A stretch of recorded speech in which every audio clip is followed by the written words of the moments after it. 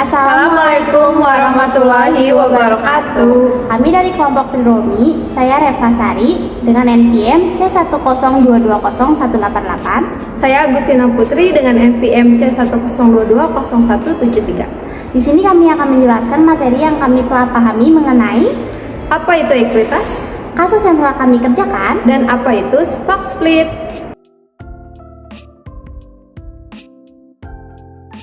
Store adalah modal yang sudah dimasukkan pemegang saham sebagai pelunasan atau pembayaran untuk jumlah saham yang diambil dan dimilikinya.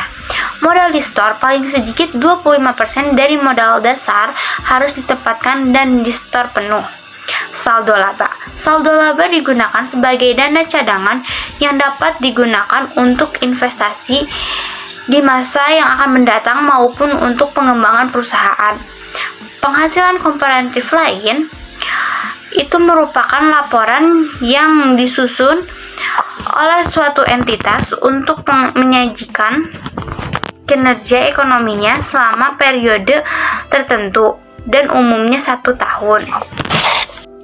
Jenis-jenis saham dibagi menjadi 2, yaitu saham biasa dan saham preferen. Di sini saya akan menjelaskan apa itu saham biasa. Saham biasa adalah saham yang pelunasannya dilakukan dalam urutan yang paling akhir dalam hal perusahaan likuiditas, sehingga resikonya besar. Jika usaha perusahaan berjalan dengan baik, maka dividen saham biasa akan lebih besar daripada preferennya. Dalam saham biasa mendapat dividen dari perusahaan, tetapi jumlahnya tidak tetap, tergantung pada keuntungan perusahaan. Dividen itu persentase keuntungan yang dibagikan kepada pemilik saham dan dibayar setelah adanya preferen. Hasil dari kegiatan operasional menghasilkan keuntungan dan meningkatkan jumlah aset. Otomatis PTA yang dibentuk sebelumnya berniat untuk membeli kepemilikan perusahaan lain supaya pemasukan mereka bertambah. Dari penerimaan dividen ketika PTA membeli kepemilikan PTP dengan menggunakan saham, ketika ada selisih jumlah saham, selisih tersebut diakui sebagai tambahan modal di store atau paid in capital, yaitu penerbitan kembali saham. Karena kurangnya dana dari investor, maka PTA boleh menerbitkan kembali saham biasa. Dalam saham biasa dibagi menjadi 4, yaitu penerbitan saham dengan nilai nominal, penerbitan saham tanpa nilai nominal, yaitu dalam penerbitan saham tanpa nilai nominal dibagi lagi menjadi 2, yaitu penerbitan saham tanpa nominal dan penerbitan saham tetapi memiliki nilai yang ditetapkan. Agar perusahaan ada batasan saat menerbitkan sahamnya, agar ada acuan dasar bahwa standar ketika ingin menerbitkan saham harus memiliki nilai nominal. Jika ada yang tidak memiliki nilai nominal, maka bisa mengacu pada nilai yang ditetapkannya. Ketiga adalah penerbitan saham dengan sekuritas lain. Jika kita menerbitkan dengan sekuritas lain, ada 2 metode, yaitu pertama metode proporsional, di mana saat mengakui jumlah penerbitan sesuai dengan akumulasi. Nanti kita membagi beberapa persen ke saham biasa dan beberapa persen ke saham istimewa sesuai dengan porsinya masing-masing.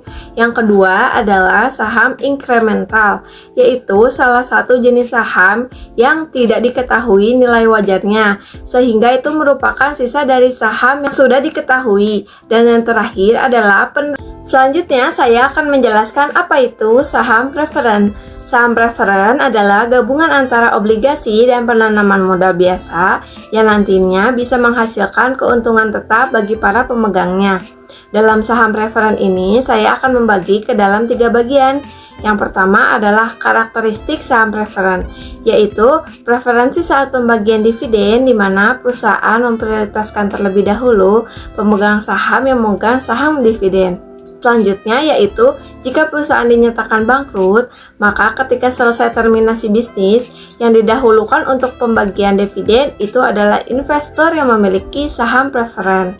Yang kedua adalah penerbitan saham, dan yang terakhir adalah pembagian dividen yang terbagi dan dividen partisipatif. Perseroan terbatas. Struktur organisasi perusahaan terdiri dari perseorangan, persekutuan, perseroan terbatas. Karakteristik PT, ke-1, didirikan lebih dari 2 orang. 2. Pemilik saham PT mendapatkan keuntungan dalam bentuk dividen. Ketiga, setiap pemegang saham memiliki tanggung jawab sesuai dengan banyaknya saham yang dimilikinya. Proses pembentukan PT, ke-1, pengajuan nama perseroan terbatas. 2. Pembuatan akta pendirian PT. Ketiga, pembuatan SKDP. 4. Pembuatan NPWP. 5. Pembuatan anggaran dasar perseroan. 6. Mengajukan SIUP. 7. Mengajukan tanda daftar perusahaan. Kasus akun ekuitas dari PT RK memiliki saldo per 31 Desember 2015 sebagai berikut. Modal saham-saham biasa nilai nominal Rp10 dikeluarkan dan beredar 200 lembar saham 2 juta. Tambahan modal disetor 1.200.000, saldo laba 5.600.000. Saham PT RK saat ini dijual pada harga Rp37. Diminta 1. Dividen saham 5% dideklarasikan dan dikeluarkan. 2. Dividen saham 100% dideklarasikan dan dikeluarkan. 3. Pemecahan saham 2 untuk 1 dideklarasikan dan dikeluarkan. Penyelesaiannya 1. Dividen saham 5% dideklarasikan dan dikeluarkan. Dividen saham terutang 10.000 dari 5% dikali 200.000 lembar saham. Jurnalnya pada saat pengumuman saham, retained earning 370.000 didebit dari Rp37 dikali 10.000. Dividen saham terutang dikredit sebesar 100.000 dari 10 dikali 10.000. Tambahan modal disetor dari dividen saham sebesar Rp270.000 dikredit dari selisih retained earning dan dividen saham terutang. Jurnal pada saat penerbitan saham, dividen saham terutang sebesar 100.000 didebit, saham biasa 100.000 dikredit. Posisi ekuitas setelah saham dividen diterbitkan, saham biasa sebesar 2.100.000 dari 210 lembar dikali Rp10. Tambahan modal disetor 1.470.000 dari 1.200.000 ditambah 270.000. Retained earning 5.230.000 dari 5.600.000 dikurangi 370.000. Total ekuitas pemilik adalah 8.800.000. Dividen saham 100% dideklarasikan dan dikeluarkan. Dividen saham terutang sebesar 200.000 dari 100% dikali 200. Jurnal pada saat pengumuman saham, retained earning sebesar 2 juta didebit, dividen saham terutang dikredit sebesar 2 juta. Jurnal pada saat penerbitan saham, dividen saham terutang sebesar 2 juta didebit, dan saham biasa 2 juta dikredit. Posisi ekuitas setelah saham dividen diterbitkan, saham biasa sebesar 4 juta dari 400 lembar dikali Rp10. Tambahan modal disetor 1.200.000, retained earning 3.600.000. Total ekuitas pemiliknya 8.800.000. 3. Pemecahan saham 2 untuk 1 dideklarasikan dan dikeluarkan. Ekuitas sebelum pemecahan saham. Modal saham-saham biasa 200 lembar dikali harga per 200 lembar 2 juta. Saldo laba 5.600.000. Total 7.600.000. Ekuitas setelah pemecahan saham. Modal saham-saham biasa 400 lembar dikali harga per 200 lembar sebesar 2 juta. Saldo laba 5.600.000. Total 7.600.000. Stock split. Apa itu stock split? Stock split secara umum dikenal dengan penerbitan saham tambahan oleh perusahaan bagi para pemegang saham. Tindakan perusahaan berupa penerbitan saham tambahan bagi pemegang saham sehingga meningkatkan total berdasarkan spesifik rasio atau rasio ditetapkan dengan melihat banyaknya saham yang dimiliki oleh para pemegang saham sebelumnya. Singkatnya, stock split itu yaitu pemecahan nilai saham.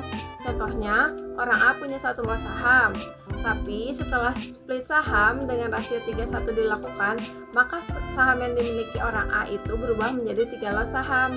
Stock split hanya akan mempengaruhi jumlah saham yang diterbitkan oleh perusahaan, sedangkan untuk nilai total kapitalisasi pasar saham tidak mengalami perubahan, mengingat harga dari saham itu juga akan dipecah sesuai dengan harga pecahan saham. Tujuan utama dilakukannya stock split itu sendiri bukanlah untuk meningkatkan nilai kapitalisasi pasar, melainkan untuk menurunkan harga saham per lembarnya, sehingga harga saham jadi lebih terjangkau tanpa harus kehilangan nilai atau value-nya. Harga saham per lembar yang lebih terjangkau, maka akan meningkatkan atau lebih mudah menarik minat para investor dan secara lebih luas untuk memilih saham tersebut sebagai investasi mereka.